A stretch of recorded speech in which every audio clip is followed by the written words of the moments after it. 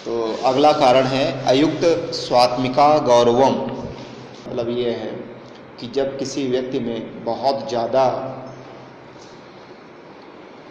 जैसे कहते हैं ना कि लोग कहते हैं ना तो गुब्बारे जैसे फूल जाओ, है ना, और ना ही एकदम बिल्कुल सूखी लकड़ी जैसे सूख जाओ, है ना। आप गुब्बारे जैसे फूले मत और ना सूखी लकड़ी जैसे बने।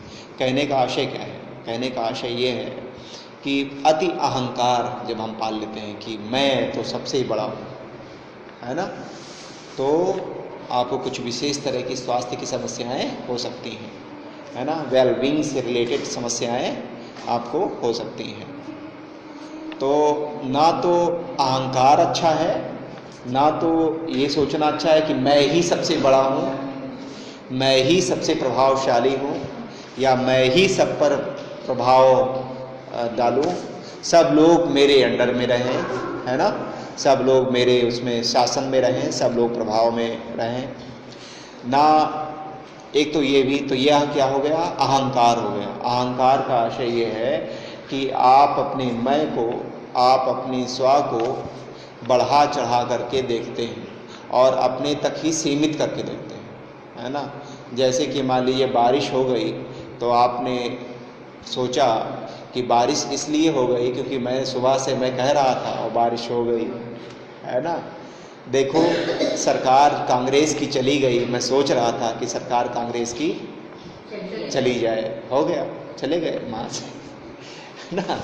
या फिर ऐसे सोचना कि जितने भी लोग हैं वे सारे मेरे उसमें हो, मेरे प्रभाव में हो, मेरे नियंत्रण में हो, सब लोग मेरा कहना माने, सब लोग मेरा ही जय जयकार करें, जो भी मीटिंग हो उसमें मेरी ही बात हो, है ना, किसी दूसरे की बात ना हो, सब कुछ मेरा हो और मेरा ही नाम हो। मैं तो बहुत बड़ा हूँ, मैं तो बहुत अच्छा हूँ, मेरे जैसा दयालु, मेरे जैसा करुणावान, मेरे जैसा योगी कोई दूसरा है ही नहीं, है ना। तो जब इस तरह का भाव आ जाता है तो भी समस्याएं होती हैं। और जब इस तरह दूसरी तरह का भाव, उसका ठीक विपरीत, विपरीत क्या है? मैं तो किसी काम का नहीं हूँ, मैं तो संसार का सबसे दीन प्राणी हूँ, मेरी तो कोई सुनता ही नहीं है, और मैं तो बिल्कुल अपने को एकदम दीनहीन सा महसूस करना।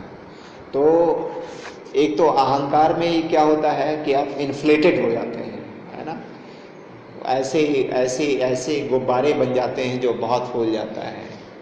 तो जब गुब्बारा फूलता है तो जैसे गुब्बारे में तनाव होता है, वैसे ही किसी अहंकारी के अंदर भी तनाव होता है। आप देखें कोई भी व्यक्ति अगर अहंकार पाले हुए है ना, अपने आप को बड़ा मान रहा है और आपको छोटा लगातार दिखाने की कोशिश कर रहा है, तो उसके मन में, उसके अस्तित्व में तनाव मौजूद होगा, चिंता होगी, उसके मस्तक पर जो है आप विशेष तरह की स्थितियाँ उसके पूरे देखेंगे, समझेंगे।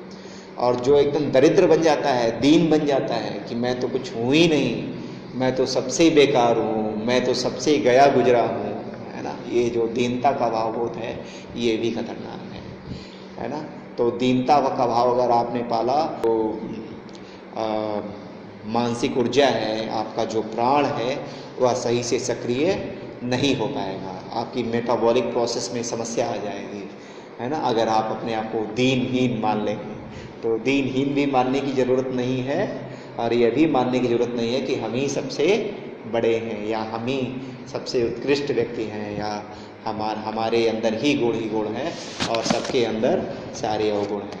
इस तरह का भाव ये दोनों है तो अहंकार ही। एक में क्या है, एक में अहंकार फूला हुआ है और एक में एकदम बिल्कुल सिकुड़ा हुआ है। तो ना तो सिकुड़ा हुआ एकदम बहुत ज़्यादा अच्छा है और ना तो बहुत ज़्यादा फैला हुआ अच्छा है, बल्कि अहंकार अगर सकारात्मक रूप में हो, है ना, जिसमें कि सिर्फ अपने स्व तक ही सीमित ना हो। भाई अहंकार का तात्पर्य क्या हुआ? अहंकार का मतलब ये है कि हम अपने आप को मान लेते हैं कि हमारा जो यह शरीर है इसी तक हम सीमित हैं, है ना। और जबकि अगर वास्तव में वास्तविक अवधारणा जो योग की है ना, वो क्या है? वो यह है कि आप केवल यह स्थूल शरीर नहीं है, आप इसके आगे सूक्ष्म शरीर भी हैं। और सूक्ष्म शरीर कोई आवश्यक नहीं है, सिर्फ शरीर तक सिमटा रहे। जैसे कि आप अगर सुने, आप शायद जानते होंगे कि नहीं जानते होंगे, महात्मा बुद्ध जी के विषय में, भगवान बुद्ध जी के विषय में कहा जाता है कि जब वह चलते थे तो आसपास में 7-8 किलोमीटर में शांति छा जाती थी। जब वो जहाँ पहुँचते थे उसके 8 किलोमीटर के आसपास के एरिया में ध्यान की स्थिति होती थी, जहाँ वो बैठे होते थे। और वहाँ पेड़ पौधे पक्षी सब जो है उनकी जो है हालचाल, उनके हाव भाव सब बदल जाते थे, है ना। तो आप केवल शरीर तो नहीं है, आप कुछ शरीर के परे हैं, आप कुछ और उसके बहुत आगे हैं। और फिर जब हम विस्तार में बात करते हैं तो कहते हैं योग के अनुसार कि सब लोग आप ही हैं। ये चले अगले कारण के विषय में बात करें। वात प्रकोप। वात प्रकोप का मतलब क्या हुआ? जब हमारे शरीर में कहीं दर्द हो रहा हो, है ना, कहीं सूजन आ गई हो, दर्द, सूजन, या शरीर में कोई अंग में, किसी अंग में कंपन हो रहा हो, तो उसको समझ करके फिर उस तरीके से उसको विशेष तरह के योगासन करवाए जाते हैं, है ना, जो वात को शांत करने वाले हों, है ना। कोई चले तो करते हो। अगला है अयुक्त आहार। अयुक्त आहार, आहार का तात्पर्य है वह आहार लेना जो कि आपके लिए उपयुक्त नहीं है। आपके लिए उपयुक्त न होने का मतलब आपके शरीर और जिस मौसम में आप हैं, जिस तरह का टेम्परेचर, जिस तरह के वातावरण में आप हैं, और जिस तरह का व्यवसाय आप कर रहे हैं, जिस तरह का कार्य कर रहे हैं, 3 बातों को हम ध्यान में रखते हैं जब भी आहार लेते हैं, है ना। जैसे कि प्रथम बात है कि आपका शरीर की प्रकृति क्या है, कैसी है, और दूसरी बात है मौसम कैसा है ना, वहाँ का टेम्परेचर कैसा है, और तीसरी बात है कि जो व्यवसाय आप कर रहे हैं वह किस तरह का है ना। तो अब जो पढ़ने लिखने वाले लोग हैं उनके लिए कुछ विशेष तरह का आहार होता है, जो बहुत ज़्यादा श्रम करते हैं उनके लिए कुछ विशेष तरह का आहार होता है, जो व्यवसाय कर रहे हैं उनका किस तरह? हाँ, कुछ अलग अलग तरह का आहार होता है। तो उसके लिए अगर उपयुक्त आहार नहीं लेते हैं तो फिर आपको विशेष समस्याएं हो जाती हैं। तो हमें यह भी एक स्वास्थ्य की जो विविध समस्याएं होती हैं उनका एक मुख्य कारण होता है। उस अगला है अयुक्त विहार। अयुक्त विहार। अयुक्त विहार का मतलब क्या? अयुक्त विहार में मुख्य रूप से 3 चीज़ें आती हैं। एक तो शयन है, दूसरा व्यायाम है, और तीसरा मनोरंजन है। अगर आप सही ढंग से सोएंगे ही नहीं, अगर आप 4 ही घंटे सोते हैं और आपको आवश्यकता है आपके शरीर को 7 घंटे की नींद की, तो आपको परेशानी होनी है ना। तो जितना सोना है, कब सोना है, अब आप रात में सोते ही नहीं हैं, मान लीजिए, ठीक है, कुछ विशेष तरह के व्यवसाय होते हैं जिसमें रात में सोते नहीं, तो उनके लिए तो आयुर्वेद कहता है ना, कि भाई ठीक है, आप दिन में शयन कर लीजिए, एक फिक्स्ड आवर्स बना लीजिए और समय सो जाया करिए, है ना, उनके लिए। लेकिन सामान्य रूप से कभी आप 7 बजे 8 बजे सो रहे हैं, कभी आप 12 बजे सो रहे हैं, कभी आप 2 बजे सो रहे हैं, कभी 7 बजे सो करके उठ रहे हैं, ये चीज़ ठीक नहीं है। व्यायाम अगर बहुत ज़्यादा करते हैं तो भी बीमारी होने वाली है। व्यायाम आप नहीं करते हैं तो भी बीमारी होने है ना। व्यायाम बहुत ज़्यादा व्यायाम तो भी बीमारी, नहीं करेंगे तो भी बीमारी। मतलब उतना करें जितना कि उपयुक्त हो, जितना कि आपकी शरीर के लिए आवश्यक है, जितना कि समुचित है, जितना कि उचित है, उतना ही करें, है ना। तो गीता में आप पढ़ते हैं ना कि भाई उसी योगी का योग सिद्ध होता है जो कि अपना आहार विहार युक्तिपूर्ण रखता है ना। जिसका अगर वह युक्तिपूर्ण अगर नहीं रखता है ना, बहुत ज़्यादा खाना नहीं खाता है, या फिर खाना बहुत ज़्यादा खा लेता है ना, बहुत ज़्यादा सोता है, या एकदम नहीं सोता है, या बहुत ज़्यादा मनोरंजन करता है, या एकदम मनोरंजन नहीं करता है, हंसता ही नहीं है कभी, तो उसके लिए ठीक नहीं है। है ना, उसको ये करना पड़ेगा, ठीक करना पड़ेगा, है ना, तीनों चीज़ें ठीक करनी पड़ेगी। अगला है जन्मजा। कुछ बीमारियां ऐसी होती हैं जो जन्म से होती हैं, जन्मजा, जो जन्म से ही होती हैं, कोई रास्ता नहीं। आगे चल। अगला है, अंत में ये बताते हैं कि कुछ बीमारियां ऐसी भी होती हैं जो कि दैव इच्छा से होती हैं। दैव इच्छा का मतलब नहीं, वंशानुगत की कैटेगरी में नहीं मानते। कुछ बीमारियों को कहते हैं योग के अनुसार दैव इच्छा से। दैव इच्छा मतलब वो तो बीमारी आपको अब हो गई है, वो तो आपको लेकर जाएगी। तो भाई इतने सारे कारणों के विषय में हमने समझा। इतने सारे कारण होते हैं जो स्वास्थ्य के विविध समस्याएं होती हैं।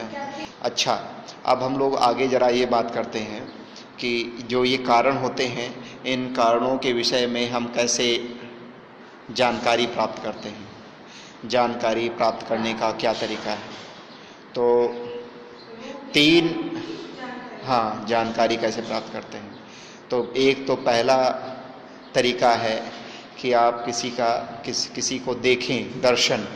एक तरीका है दर्शन। दर्शन का मतलब कि उसको देखना। तो देखने से कहीं आपको कुछ एक बातें समझ में आएंगी, है ना, कुछ एक आपको अंतर्दृष्टि या कुछ एक आपको लक्षण समझ में आएंगे कि भाई फीवर है, बुखार है, या अमुक व्यवहार ज़्यादा व्यक्ति करता है। दर्शन का मतलब रोगी से मिलना, रोगी को देखना। दूसरा है स्पर्श। दूसरा क्या है? स्पर्श। स्पर्श से क्या पता चलता है? स्पर्श से पता चलता है कि रोगी का तापमान कितना है, या कहीं जो है शरीर के अंगों में कहीं मसल्स में कहीं वो तो नहीं है, कठोरता तो नहीं आ गई है ना, कहीं कठोरता आ गई है, कहीं सुनम्यता की कमी है, कहीं लचीलेपन की कमी है शरीर। अगला है प्रश्न। क्या है? प्रश्न की प्रक्रिया में हम कुछ एक प्रश्न रोगी से पूछते हैं। कई बार रोगी कुछ बताता है और उसको जस का तस मत मान लीजिए कि रोगी जो बता रहा है उसको जस का तस अगर आप मान लेते हैं तो कई बार रोगी वास्तविक जानकारी आपको नहीं देता है। तब आप क्या करें? तब आप ये करें कि रोगी कैसे बता रहा है, जो भी प्रश्न आप पूछ रहे हैं तो वह कैसे बता रहा है, उसको जो बताने का तरीका है, जो उसके बताने की शैली है, उस शैली का विश्लेषण अगर आप करें, उसको समझने का प्रयास करें तो आपको रोग का कारण समझ में आ सकता है ना। जैसे कोई मान लीजिए कहता है मैं क्या करूं, मैं तो बहुत परेशान हूं, मुझे तो बुखार आ रहा है, मुझे तो एकदम दिमाग फटा जा रहा है, मैं तो क्या बताऊं, मुझे कुछ समझ में ही नहीं आ रहा है ना। और फिर मैं क्या बताऊं, यहाँ पर अभी मेरी सास को मत बैठाइएगा, मुझे ही बात करने दीजिएगा, मेरी सास अगर बैठेंगी तो मैं नहीं। अब उसको बताने का तरीका या उसे कुछ, अब वो डायरेक्ट नहीं बता रहा है लेकिन इनडायरेक्ट आपको पता चलेगा कि साहब कुछ रिलेशनशिप में प्रॉब्लम है, कुछ अमुक तरह की समस्या है ना। तो प्रश्न की जो पूछने की प्रक्रिया है वो बड़ी ही रचनात्मक तरीके से आपको चलानी होती है, और जिससे कि आप उसकी गहराई आप समझें, है ना, उसकी जो समस्या है, उसका जो कारण है, उसका वास्तविक कारण आप जान लें। कई बार ऐसा भी हो सकता है कि कारण मिले जुले हुए हों, कई सारे कारण हों। कभी ये भी हो सकता है कोई एक ही कारण उसके लिए जिम्मेदार हो, और उस कारण को जब तक आप ना दूर करवाएं तब तक उसका स्वास्थ्य, है ना ठीक हो पाए। ठीक है, अगला हम लोग आगे चलें। अगला है कि हम जो रोगी आपके पास में आया, अब उसके लिए जो आरोग्य, जो निरोग करने के लिए उसको जो आपको मदद देनी है, तो उस मदद देने के विषय में आप कैसे विचार करें, क्या उसका क्राइटेरिया हो, क्या उसका आधार हो, जिसको हम बोलते हैं हनम, है ना, इसको हम संस्कृत में बोलते हैं हनम। हनम का मतलब उसका जो रोग है और उसके लिए जो उपचार देना है वह उपचार क्या और कैसे दिया जाए, इसको कैसे हम निर्धारित करें, ये हमें समझना होगा। ठीक है, अगला स्टेप ये है।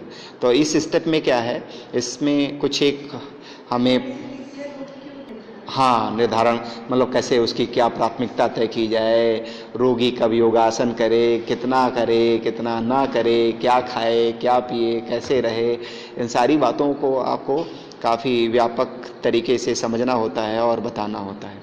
तो इसमें पहला है समत्वम। पहला जो क्राइटेरिया है, पहला जो आधार है, उसको हम बोलते हैं समत्वम। समत्वम समत्वम का मतलब ये है, आप यह देखिए कि रोगी के विविध अंगों में जो उसकी जैविकीय प्रक्रियाएं चल रही हैं वो समत्वपूर्ण हैं या नहीं हैं। जैसे कि आंखें ज़्यादा सूजी हुई तो नहीं हैं, या आंखें ज़्यादा सूखी हुई तो नहीं हैं, या आंखें ज़्यादा जल युक्त तो नहीं हैं, आंखें बहुत नम तो नहीं हैं इसकी, है ना। तो ऐसे बहुत सारे, ऐसे ही शरीर का अलाइनमेंट, वो जो बैठ रहा है तो बैठने की प्रक्रिया में क्या किसी एक तरफ ज़्यादा झुका रहता है क्या, है ना, ऐसे ऐसे किया रहता है, या ऐसे ही ज़्यादा किया रहता है, या ऐसे किया रहता है, या ऐसे किया रहता है, या ऐसे अकड़ा रहता है एकदम से, या ऐसे बैठा रहता है, नीचे करके बैठा रहता है। तो समत्वम, है ना। तो खास करके समत्वम का पता हम लगाते हैं आँखों को देख करके, साइनस की, उसकी जो श्वास है, श्वास को समझ करके भी हम उसका पता लगाते हैं कि साइनस उसका कितना स्वच्छ है या नहीं स्वच्छ है। और इसके अलावा हम ये भी पता करते हैं कि उसको मल, जो लैट्रिन है, लैट्रिन एक दो बार आती है सही ढंग से कि नहीं आती है, पेशाब उसको सही से आता है कि नहीं आता है, उसको भोजन कितना पचता है, क्या बहुत ज़्यादा भूख लगती है क्या, या बहुत कम भूख लगती है क्या, है ना। तो समत्वम की स्थिति होनी चाहिए। समत्वम के बारे में हमें पता लगाना होता है। ठीक है, ये समत्वम जब तक आप पता नहीं लगा लेते तो समत्वम के क्राइटेरिया बहुत आवश्यक है आपको तय करना कि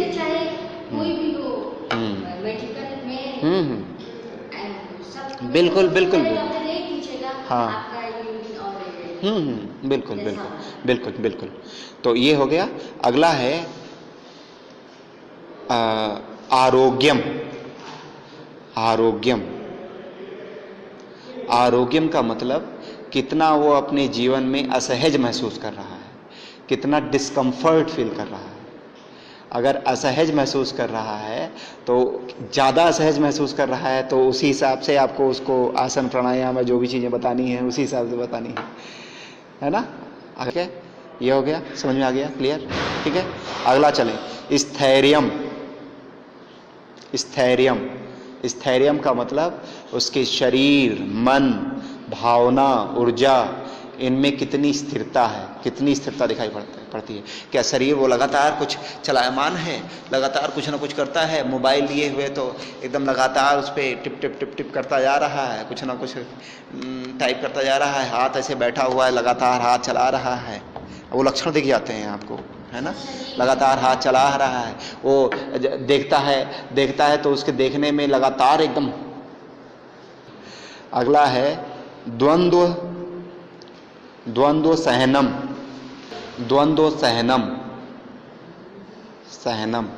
द्वंद्व सहनम मतलब कि जो विपरीत मौसम है या विपरीत स्थितियां हैं, मान अपमान है, उनको सहन करने की उसकी क्षमता कितनी है। जैसे कि मान लीजिए, हाँ जैसे मान लीजिए उससे आपने पूछा कि क्या ठंड ज़्यादा लगती है आपको या गर्मी ज़्यादा लगती है ना। आप पूछते हैं, पता लगाते हैं, ठंड ज़्यादा लगती है कि आपको ज़्यादा गर्मी लगने लगती है, श्वास हमेशा गरम गरम सी लगती है आपको क्या, या श्वास गरम ठंडी ठंडी जो लगती है, या आपको मौसम कैसा गरम वाला अच्छा लगता है या ठंडक वाला मौसम अच्छा लगता है, किस तरह का मौसम अच्छा लगता है, आप ये पूछते हैं, है ना।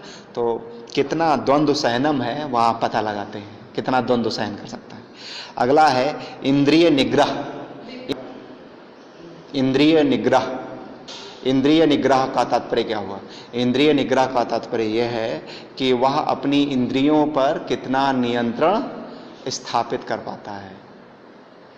इंद्रियों पर वह अपना, जैसे कितना चटोरापन है, चटोरापन कितना है ना, इंद्रियों पर नियंत्रण कितना स्थापित है। चटोरापन आप पूछते हैं तो भाई कितने दिन में आप दिन में कितनी बार आपको कुछ खाने पीने का वो मन करता है, वो जो समोसा कचौड़ी पकौड़ी कुछ और आप खाते पीते महसूस करना है। तो विविध इंद्रियों के जो उनके विषय हैं उनके प्रति वह कितना नियंत्रण स्थापित कर पाता है। जैसे मान लीजिए आपको भूख लगती है, तो क्या जब भूख लगती है तो आप या बिना भूख के भी आप जाते हैं और सोचते हैं कि यहाँ पर जो है वो कुछ थोड़ा सा खा लिया जाए?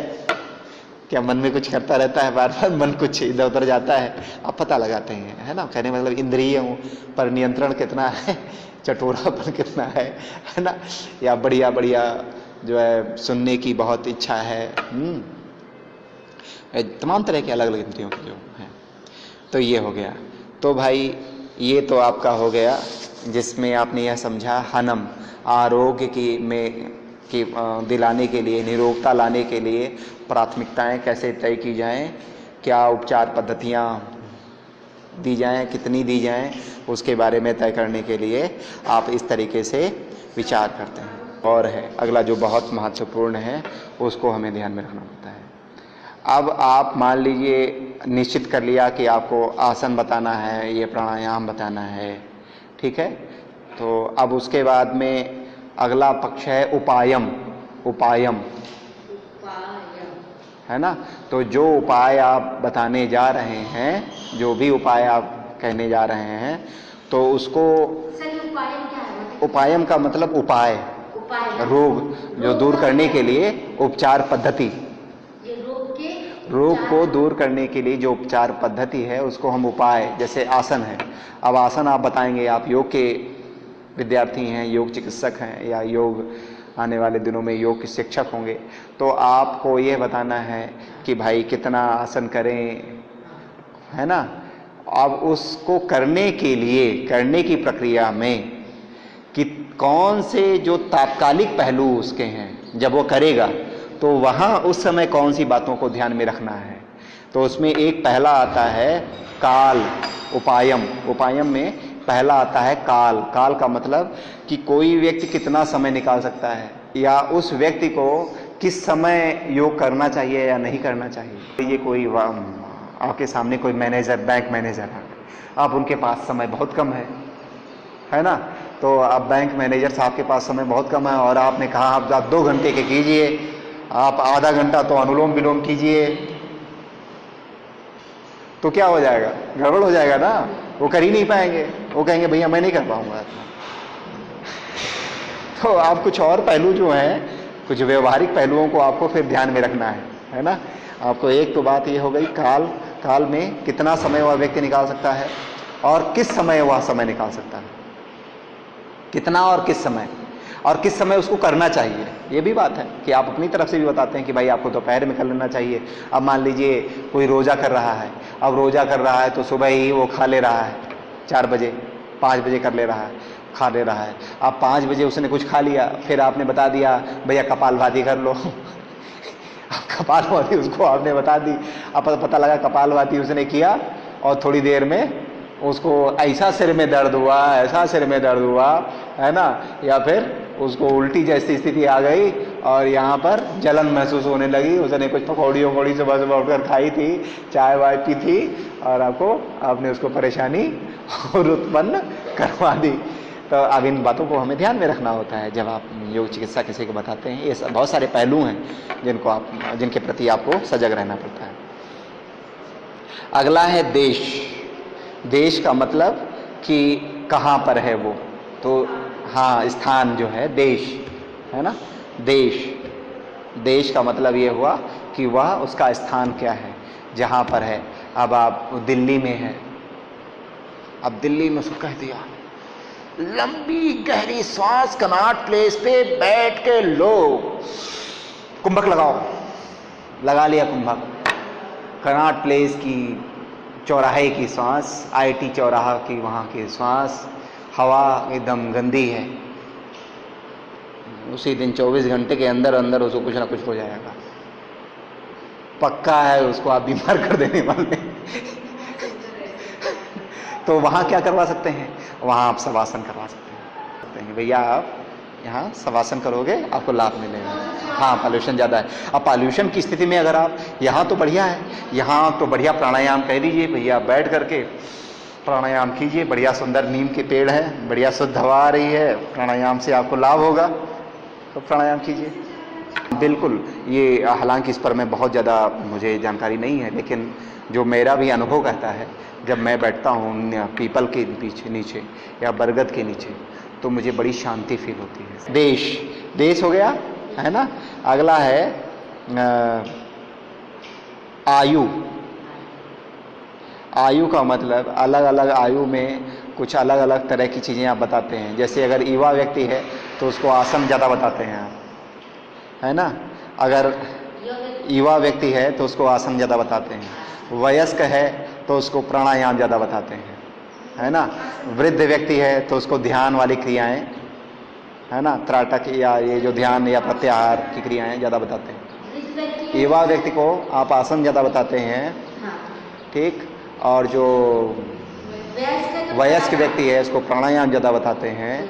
और जो वृद्ध व्यक्ति है उसको ध्यान की क्रियाएं, धारणा की क्रियाएं ज़्यादा बताते हैं। कोई भी ध्यान, है ना, शवासन ज़्यादा करवाते हैं, प्राणायाम ज़्यादा बताते हैं, प्राणायाम ज़्यादा बताते हैं। इसका मतलब ये मत समझिएगा कि हम यहाँ पर किसी को एकदम मना कर रहे हैं कि नहीं उसको नहीं, ये नहीं, ये इसका आशय नहीं है। सामान्य रूप से सामान्यता जो हम ध्यान में रखते हैं, एक जो प्रपोर्शन हम ध्यान में रखते हैं, मोटे मोटे तो। अगला है वृत्ति। वृत्ति का मतलब व्यवसाय।